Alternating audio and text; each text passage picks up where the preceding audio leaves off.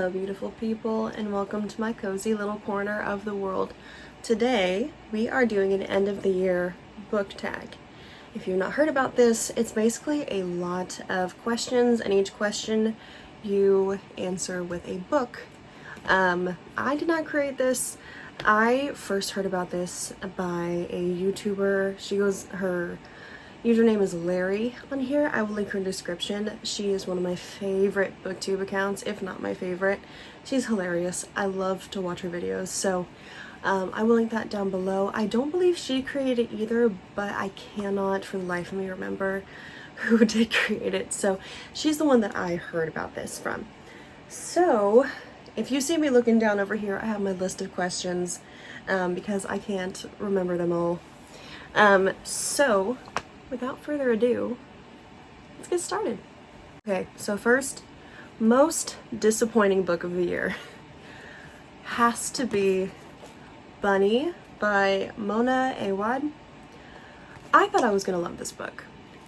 It was supposed to be like dark, thriller, sorority, kind of I haven't read many thrillers based in a sorority, and I thought I was going to love this. I thought I was going to eat it up. I was so excited.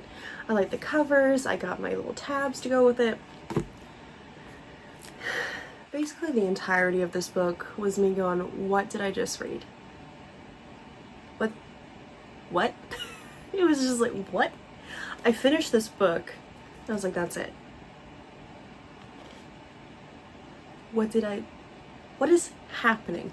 This book felt like a fever dream.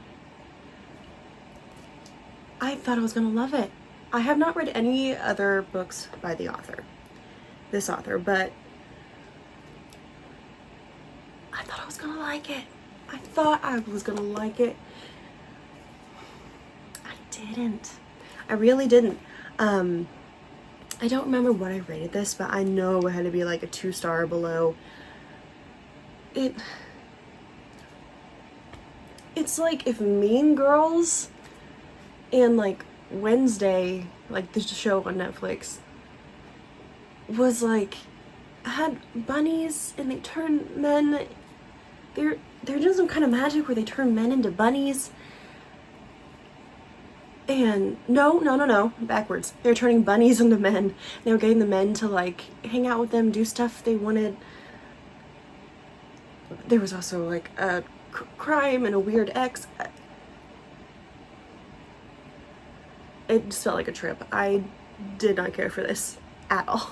So, way to start the video, but this one, if you like it, more power to you. For me, it wasn't it. It was not it for me.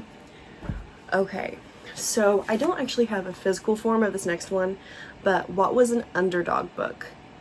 It is Pen Pal by J.T. Geisinger. I'll put the picture up here. This was a buddy read with a friend of mine, and I was just like, it was my pick, and I was like, oh, this synopsis looks cool, you know, like a pen pal, and then he like randomly shows up at her door. I did not expect this book to have ghosts, a paranormal romance, it had me crying, the end had me laughing. It was so good. So good. I couldn't put it down. I couldn't stop thinking about it. I woke up in the morning, I had to read some more. And before I went to bed, I had to read it. It was so good. So good. Yeah. Basically, the premise of it is you think you're following this girl who like is in love with this guy, like he comes to give her, like, he's a construction guy, he comes to give her a quote on a roof. You think that her husband just died, and so she's kind of trying to get used to dating him, whatever. Turns out in the end of the book, the plot twist had me want to throw my Kindle out the window. Okay, turns out her husband, spoilers, big spoiler alert. If you want to read this book, skip right on past till the next book, because big spoiler here. Her husband actually killed her and her love interest in the book. They're both ghosts, she's currently a ghost haunting the house that you think she's living in currently. And like she thinks she's going crazy because she's like, oh, all the cabinet doors flew open, the lights keep going off, all this stuff. She's dead. She's dead. He's dead. And the pen pal is basically an anagram for his name. He writes under his real name's Aiden. What's his last name? Anyway, his first name's Aiden, and then the pen pal's first name is Dante, and basically an anagram of his first and last name made Dante's name. So it's just so good. They have a happy ever after. They finally find each other. They go into the light. It's so good. I did not expect any of that plot out of that book. I was like, oh, this is just gonna be, cool little thriller kind of romance. No. Thriller, paranormal romance, the longing, it's so good. It was one of my top rated books of the year. So good. Cannot recommend it enough. Okay. Next one. What was an overhyped book you read? This one may be a little controversial because people love this series. I couldn't make it past the first book. I really wanted to give it a go. I love the covers. I love this author. I've read from Lauren Asher before.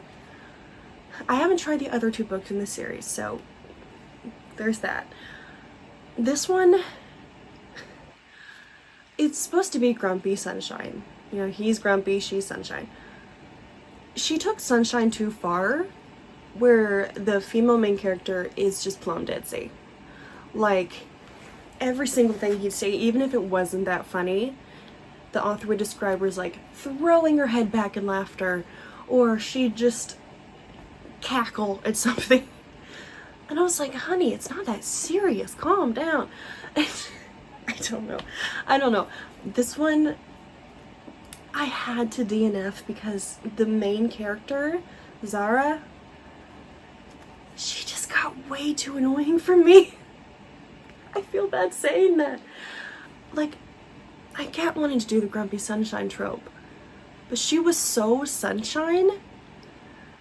She was practically just unicorns and rainbows, made those look boring. She was just, there were so many moments where I'm like, girl, he literally just said good morning to you. You do not need to throw your head back laughing. So, this was one I believe is overhyped. I can see the appeal if you're really into Grumpy Sunshine. This one, it wasn't for me. So, okay, next one, a book that surprised you. I picked this up from Cover Alone, Kayaki by, I'm going to butcher this name, but Vaishnavi Patel.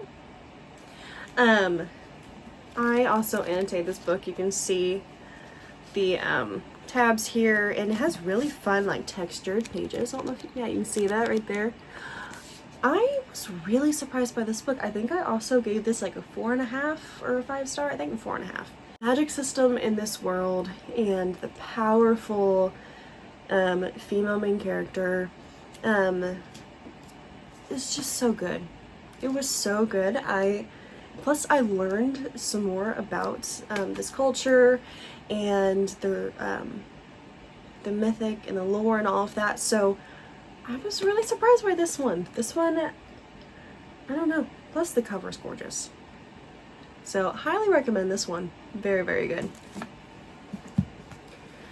Next one, favorite book couples of the year. Or book couple, I guess. Because I just have one, and they will be my favorite book couple every single year and every single day. Reese and Feyre. I have a special place in my heart for the ACOTAR series because it got me back into the love of reading. I got these special, I have the whole series up on top of my bookshelf with these special covers I got on Etsy. And I have yet to find a book couple that beats these two, in my humble opinion. I love them. I have yet to find a female main character that just grips me like Feyre does. And then my beloved Rhysand. I'm gonna call him Rhysand. I'm sorry, that's how I read it, that's how I'm gonna keep saying it. I love them.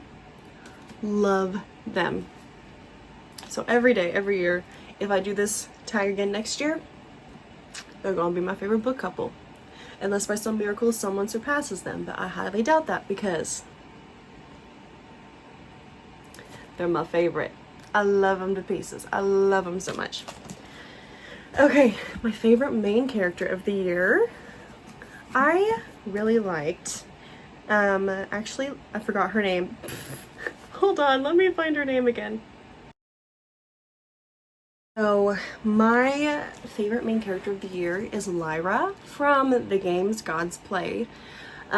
Basically, in this book, all of the like Greek gods have like a crucible, kind of think Hunger Games a little bit, and they basically, so they don't destroy the world again with their powers, they have humans fight in their stead, and they grant them special powers after each of the 12 crucibles that they win.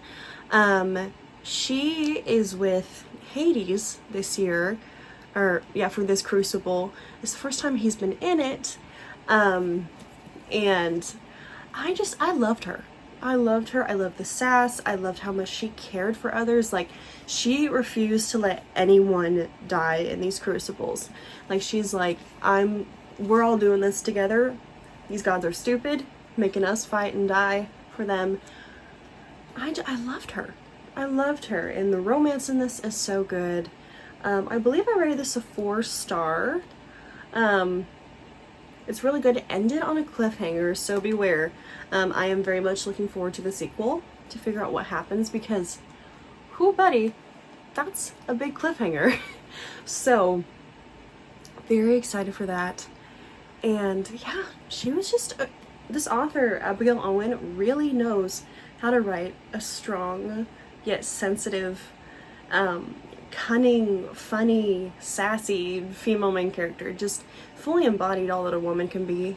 I really love this. Really love this. So, very good book. Okay, next one. My new favorite author that I discovered this year.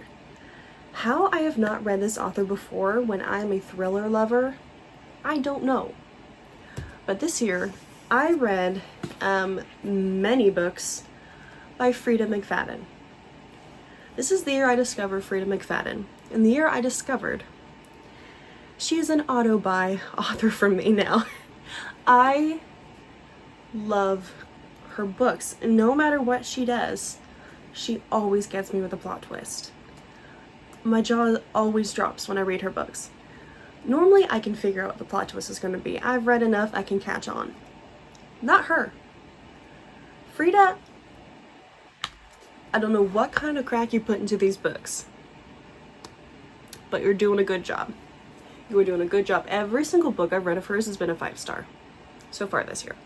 I think I've read, just 5 of her books this year, but still, that's 5 stars for one author. So I heavily look forward to reading more of her books.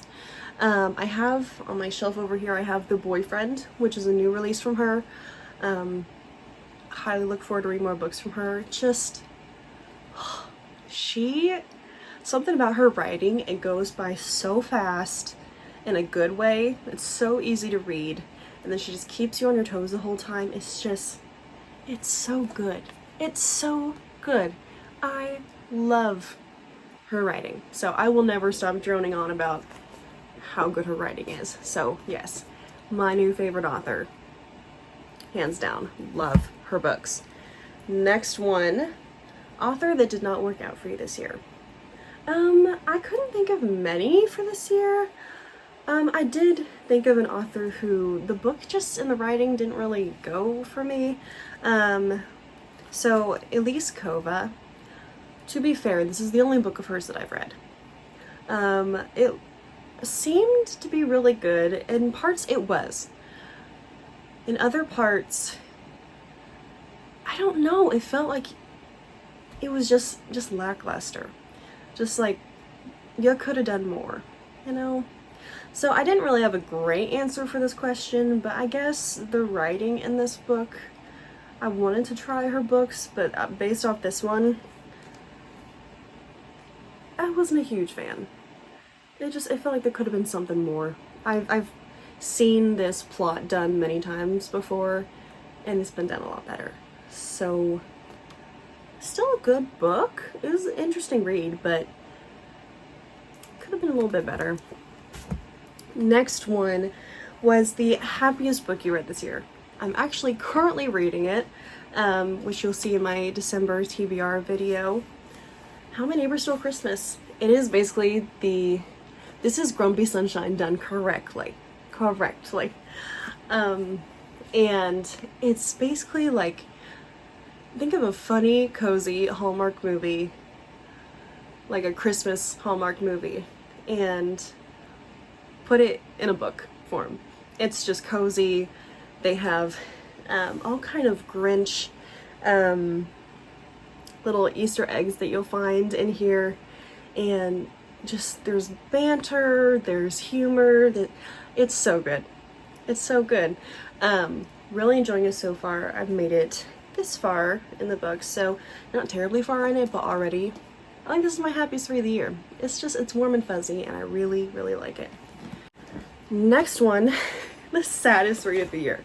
When I saw this question, I flew to this book. I knew which one I was getting. The Song of Achilles. One of my most annotated ones. This book had me ugly sobbing at midnight or later. I mean, ugly crying. Bent in half, sobbing over the book. I had to put it down because I was crying so hard. Such a good book. Can't recommend it enough. But if you want to absolutely bawl your eyes out, it's the one for you. Great romance, great writing. Madeline Miller does such a good job in this book. Such a good job. But I'm telling you, once you get to the end of this book, well, let me just show you. All the parts where, I think the dark blue are the sad ones. You can see all the dark blue. Yeah. And those are just the really sad ones. So, just have some Kleenexes nearby. And maybe watch something funny after, because this book, it will make you so sad. But it's so good. It's such a good book. So, highly recommend it. But just beware. It gets real sad, but it's so good. So, there's that one. Next one, most frustrating book you read this year. I couldn't really think of most frustrating. I guess I kind of thought most frustrating, like, character or side character. This is a thrifted pick. I thought it sounded really good. Very interesting plot in this one. Basically, she has a horrible husband who's wanting to get rid of her. He's the frustrating part. Just reading his point of view, I'm like, buddy, just go. Just jump off a cliff. No one wants you around. Basically, she gets buried alive in a casket and has to find her way out. And then he's over here acting like he's his grieving husband. Oh, my wife died. When she has, like, a health disorder that causes her to, like, faint. And he's like, oh, this is my out. I can, you know, bury her. She's dead. No, she's buried alive. So it is a very good book. Very suspenseful. Kind of sound like old western-y times, which I didn't super expect from this, but I'd say most frustrating character is reading his point of view and just being like, shut up. You were the bad guy. Stop it. So, I'd say most frustrating is that one. Okay, so let's see, what question am I on? Your favorite covers of the year. I have 4 books here. 3 of them are book of the month. Not sponsored, but if you want to, I love Book of the Month. First one, The Dagger and the Flame. Look how gorgeous. Now, I have not read any of these books. There's 4 books I'm going to show you. I've not read any of these yet. They're fairly newer releases, and I've kind of been focusing on just Christmas reads at the moment. But I fully plan to read some of these in 2025. Look how gorgeous it is. Oh, and even the back. Oh, it's beautiful. It's like enemies to lovers, and this I highly anticipate for 2025. This one also got the sprayed edges. Walmart has stepped up their book game, and I'm telling you, they know how to get us now because they got the sprayed covers. They know how to get us now. So, When the Moon Hatched by Sarah A. Parker. Just look how gorgeous. With the dragons, you put a dragon in a book and you've got me sold. Okay, let's just put that right there. It's so gorgeous. I can't wait to read this. I have seen so many people love this book, and I believe the sequel is coming out next year, so I very much look forward to reading this. And it's just, it's so beautiful, and then the blue, I love it. Okay, next one, also from Book of the Month, is The Wild Huntress by Emily Lloyd Jones. Look at that cover. Not just gorgeous with the work on there, and then back here, the little like wolf head. Oh, it's just so beautiful. I love this book the book cover so much. I haven't read it yet, like I said, but I very much look forward to reading this. It sounds right up my alley, looks so good. Last one, The Road of Bones by Demi Winters. Whenever I saw this as an option to select for my book of the month, I immediately hit make this my book of the month. I want this one. Look at the cover. Look how gorgeous. It's kind of set in like Nordic times. Oh my goodness, I can't. Oh, it's so pretty. I cannot wait to read this. It looks so good, and I do believe this is good. Yes, book 1 of the Ashen series. So there's going to be multiple books. I really, really, really hope this is a good one because I'm excited about it and I have very high hopes. So we'll see. Okay, next one. A book you haven't stopped thinking about. The Poppy War by R.F. Kong. This is one of my favorite books of all time, and I have recommended this to so many people. The Poppy War trilogy is so good. So good. If you want just a female main character who is just strong, you want to follow her story, you want lovable side characters, you want to learn some history in this as well, she did so good on this trilogy. It's so good. And I love this trilogy so much, and I think about it all the time. I've never read a book that quite tops it like this book. It's so good. So yes, I never stop thinking about the Poppy War, and I always recommend it because she did right with this one. Okay, a book, an unpopular book that you loved. I have seen a little bit of this on TikTok, like Book Talk, but I have not seen a ton of it on like other social media platforms or YouTube or anyone really talking about this series, which is a shame because they should. Bonded by Thorns by Elizabeth Helen. It's so good. It's kind of like a Beauty and the Beast retelling. So she lives in this small town. She kind of gets kidnapped by these fae, and they're over these 4 realms. So there's winter, summer, fall, spring, and she kind of is trapped in like a castle with them. There's a fated mate in here. It's so good. I believe there's multiple books in the series. I just have the first 3. I ate this book up I initially read this on Kindle, and I loved it so much that I had to get it in physical form, and then I got the next one and the next one, and I plan to get the rest of the books. And I've even read the small novella for this. So I adore this series, and it's so good. I love the characters. It's, I just love it, and I wish more people knew about this book and talked about it because it's so good. So good. Now, a book you thought you'd love, but you didn't. Adeline by Nora Vincent. It's basically a retelling of Virginia Woolf's life, kind of like a retelling of all that. Like, Adeline was her real name. I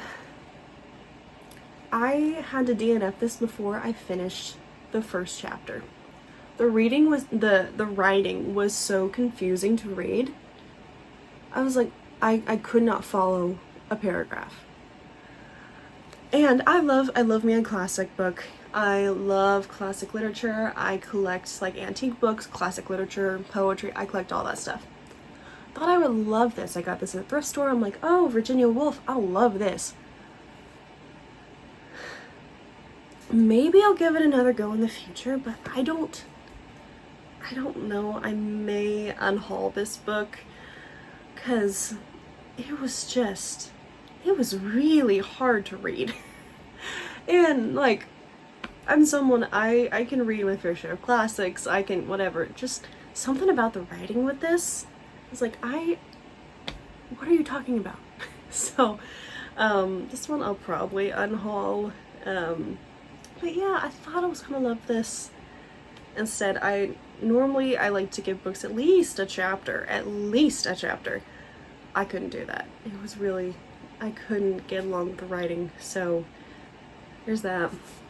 Okay. Next one, book with the most unique concept you read this year. Again and Again by Jonathan Evison.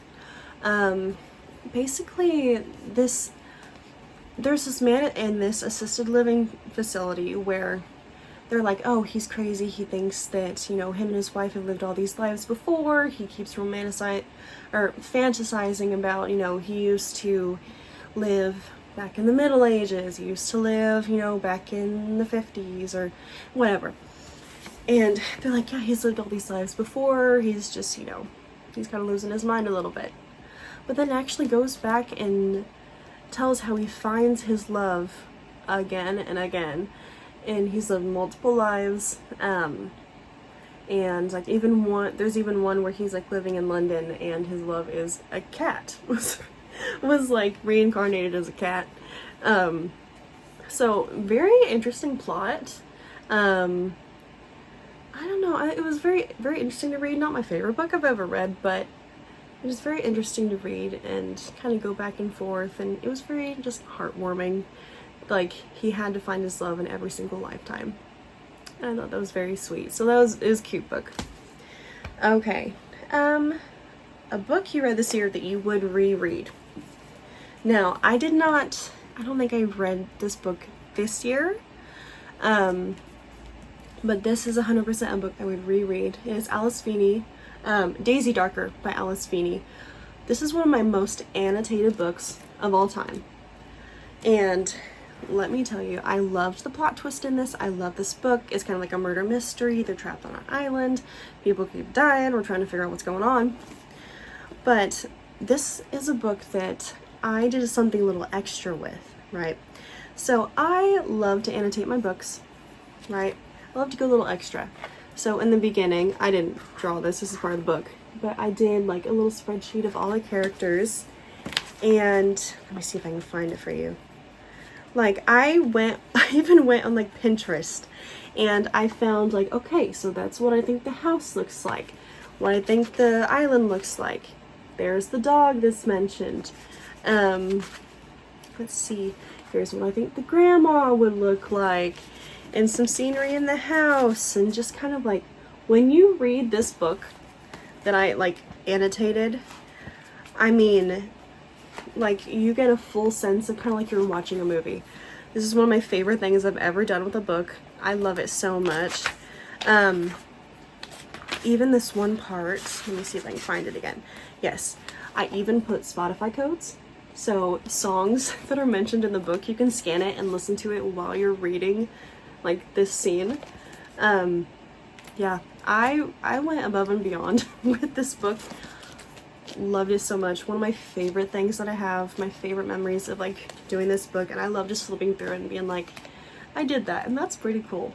So I like this book. Definitely would reread it just to read it with all my cool pictures and everything that I have in it. So okay, what's the next one? Okay, next one is Goodreads 2024 Reading Goal Reflection and a Reading Goal for 2025. Now, I set a reading goal of 24 books for 2024 because I've been in quite a book slump. A lot of these books I had read in the past like 2 years instead of the past year. I only read about 12 books this year. I had a lot. Life really just slapped me this year. I've had a lot of stuff going on. So I went through really big reading slump, and I met half my reading goal, but I've got my YouTube now and I feel like I'm getting back into the love of reading. So things are looking up here. So for not to set my goal too high, I think I'm just gonna try for 25 books of 2025. If I make it above that, absolutely great. I would love to make it above 25 books, but I'm not gonna put too much pressure on myself because I do have a bunch of stuff going on with my bakery and I'm, kind of busy with stuff. So hopefully with the YouTube channel and everything, I will be able to go above and beyond my goal for 2025. But yes, so if you're out there and you've been in a reading slump, I see you, I understand you, and I know how frustrating it is when you want to read and you just can't. So I get that. So yeah, these are books that I've read over the past couple years. But they're all good books and they all, well, for the most part, they needed some recognition. So, okay, a book I wish I got to this year. Every year, I keep wanting to get to The Priory of the Orange Tree by Samantha Shannon. I have yet to get to it. It is a chunky book, okay? It is, I want to say 1,000 or so. Oh, no, it's not. Oh, we're looking around 830 pages. So, I want to get to this so much. There's magic, there's romance, there's royalty, there's dragons. Of course, I'm gonna love it. I also have, up here somewhere in my bookshelf, I have the sequel to this, because I fully intend on reading them. I will read this. I might make this one of my books for 2025, to read this book, because I know I'm gonna love it. So I want to get to this book. Plus, it's pretty impressive to say, look at this book that I read. So that's one I didn't get to this year, but I really, really want to get to, and I fully intend to. Okay. What will I prioritize in my 2025 reading year? I really want to prioritize putting less stress on myself to read books and just put the fun back into reading. So I love to annotate, but sometimes I feel like I put so much pressure on myself to annotate books. Like, it's expected of me almost to annotate every book that I read. Just kind of take that pressure off and read for fun. If I don't want to annotate a book or I don't want to go in depth with everything, I don't have to. If I want to have a cute, cuddly read, I'll do that. I'll listen to more audiobooks. So I can, listen to them while I'm busy, while I'm doing stuff. I can just listen to something. And I want to keep up with my book journal.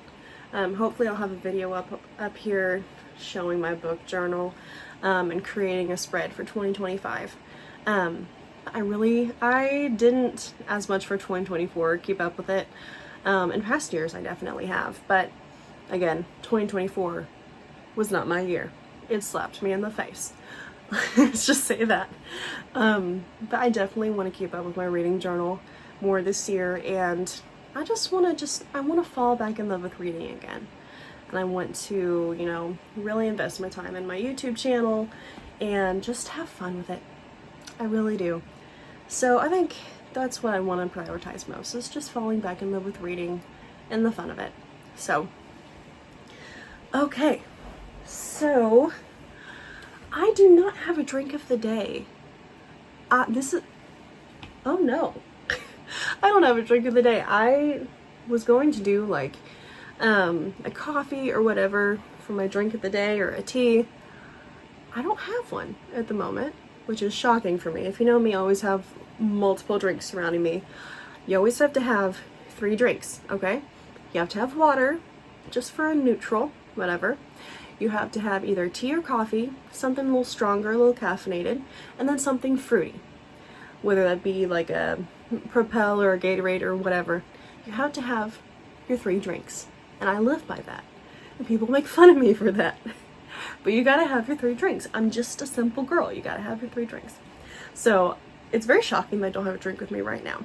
But I do plan on going and making me a coffee or a tea right now. I think I'm gonna go down and make iced coffee with a white chocolate raspberry creamer in it. That's been my go-to recently. So we'll count that as drink of the day. So now the drink of the day is out of the way. I just want to thank you all for watching, and as always, be kind to yourself today. Thank you. Bye-bye.